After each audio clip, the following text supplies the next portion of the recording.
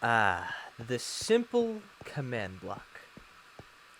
On its surface, it may not look like a whole lot, but I assure you that in the right hands, it can make some interesting little bits and bobs and gadgets.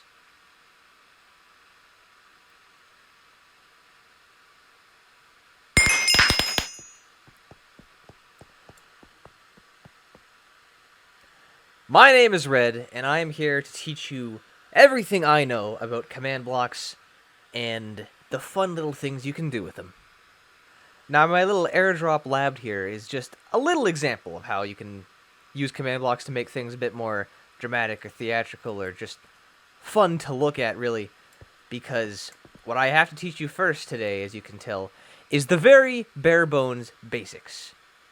And don't worry if you're not entirely new to command blocks, because you can just skip ahead. I'll be doing my best to chapter these videos. Like, I'll just add little...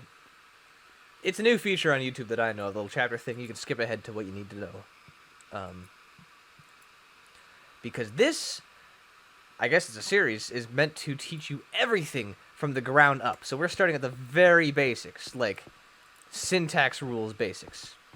Speaking of which, why don't we get into that right now? So when writing commands in Minecraft, you're first going to have to understand what a command is. And it's just telling the game to do something with the little code you run. That's it. Actually, let me just clear the chat here. Yeah. There are very, very simple ones you probably already know, like game mode, for example. Suddenly you're in adventure mode, stuff like that. Now, there's a few different types of syntax used in commands. Plain text written like game mode creative, for example, is that, there's nothing to elaborate on. It's just, it runs what you write. It executes very plainly. But that's not always the case, because sometimes it prompts you for things. A lot of these, you don't have to actually worry about the actual brackets themselves. Like the braces, you can just forget about, because it's there to remind you. Because the new command system as of 1.13 is very handy and very user-friendly. So as you can see, if I do something like this, it prompts me for a plain text thing. And then it prompts me for a selector. But if I were to do something like /playSound, which is a more complicated Minecraft command that I will talk about later, you can see that I start getting in position, and then following that, I need a position argument and a volume argument, as you can see right here. Now, it's not just that. There's also different entries. If you see something with square brackets, it means it's optional, so you don't have to add that in. This is necessary. Like, you have to, if there's an argument, it needs to have that in order to run the command. Commands can run without optional entries.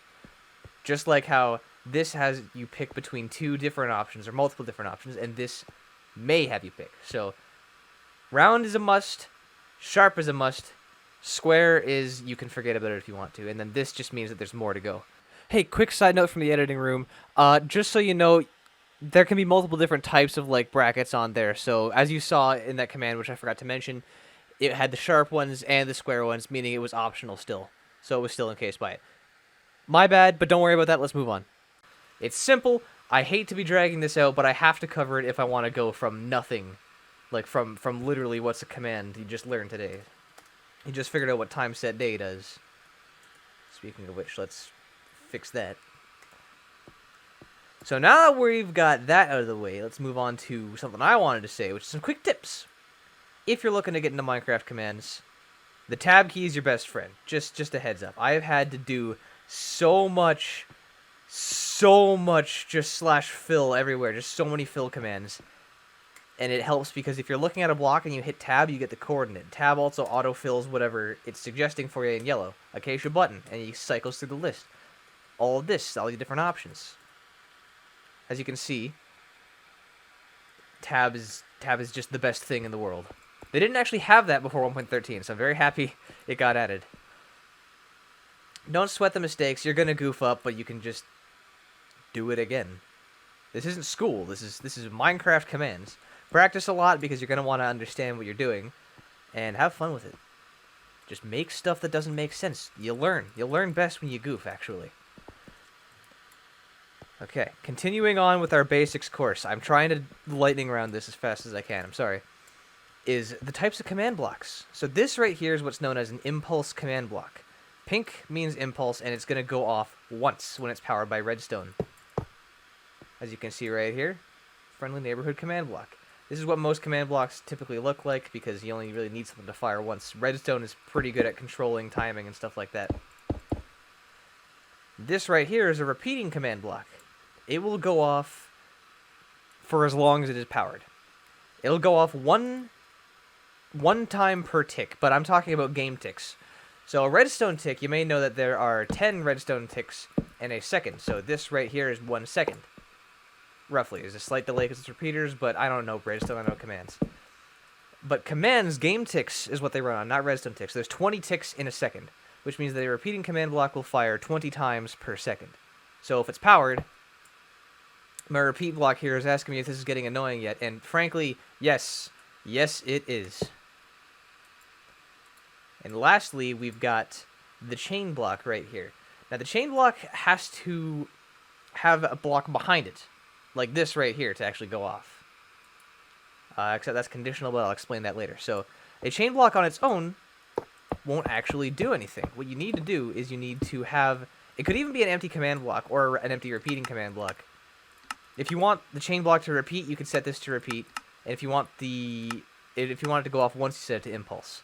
But as long as the chain block is powered, when the block behind it gets powered, it'll go. And there we go. Sorry, I don't talk much without my friends around. I'm a little shy. So the chain block needs to have some friends. And you can even have a chain of chain blocks.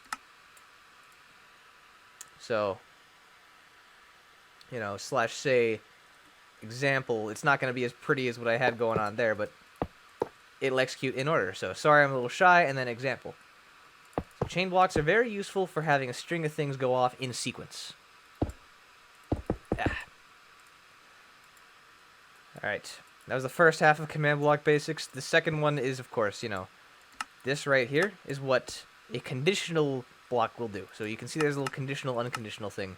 I've set it to always active, which means it doesn't actually need redstone powering it, unlike those guys, which I set to needs redstone.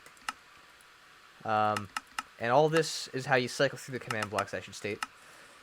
Now, what's going to happen here is that, you know, if I power this block, the chain is also active right now, which I will... I'm actually going to turn that off. I'm going to show it, because it's easier to visualize. As soon as this block is powered, it says 1, then 2. Because the command was executed successfully behind it. Conditional checks to see if the block behind it went off successfully.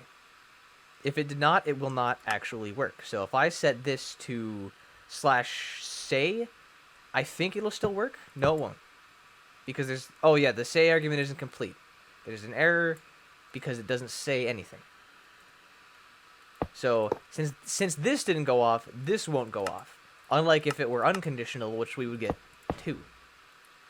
So this one has to have the requirements met beforehand. So if there's no successful command behind it, it will not go off, which is very nice if you only want things to go off sometimes. Often I will have a repeating command block feeding into conditional chain blocks to only go off when a condition is met. It's very useful, and once again, I'll expand more on that later. So now you know the syntax, now you know my tips for the future, and now you know how command blocks basically work. So it's time to give some examples of what you can do. Very simple commands can be toggled on and off. If I'm being completely honest with you, I forget why I built this, but it's to show off what commands can do. You can do simple things like changing it from night to day, changing from creative to adventure, changing the weather, I don't know. Anything you can think of, really. This is all very basic stuff, which I will teach you. And just saying things on your screen, even. On and off.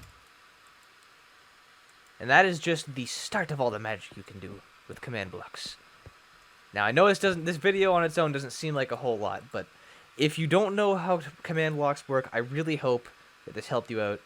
And I really hope you stick with me while I show you more stuff in the future, because I have some fun gadgets and ideas to go through with you. I just needed you to know the basics first.